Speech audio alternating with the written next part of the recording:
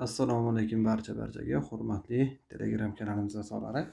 Demak, Telegram kanalimizga joylangan keyingi misolni birga tahlil qilamiz. Demak ketdi. Xo'p. Function nima bu? Funksiya f defined aniqlangan. Nima orqali? Shu funksiya orqali.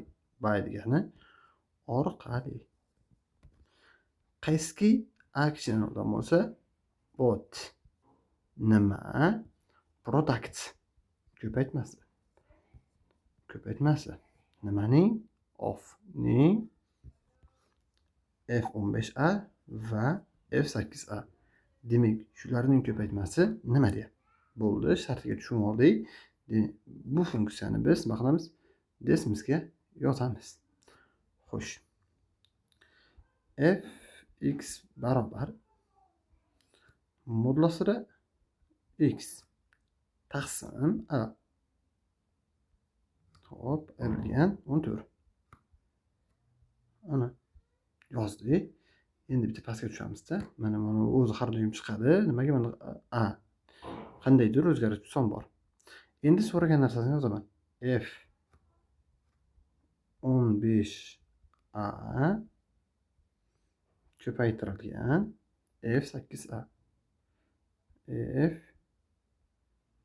F8a. Ana, endi qaranglar. A menda manfiy degan, A manfiy degan. Demak, mana buni bunday o'zgartirsarim bo'ladi. Xohlasarim bu tomonga, xohlasarim bu tomonga. Men mana manfiy tomonga nima qilyapman? Xohlaganimcha o'zgartiryapman. Baribir necha chiqib javob? 638 chiqyapti. Agar musbat tomonga tortsamchi, demak boshqa javob chiqar unda. -6 chiqyapti. Musbat bo'lsa agar a ham nima chiqar ekan? -6 chiqar ekan. Xo'p, bizdan buni so'ramagan. Bizdan mana bu manfiy degan so'ragan. Demak, javob 638. Xo'p, demak, Telegram kanalimizni kuzatib boramiz. Bundan yaxshi misollar hali oldinda. Demak, keyingi misolda yana jo'nataman. Sog' bo'linglar.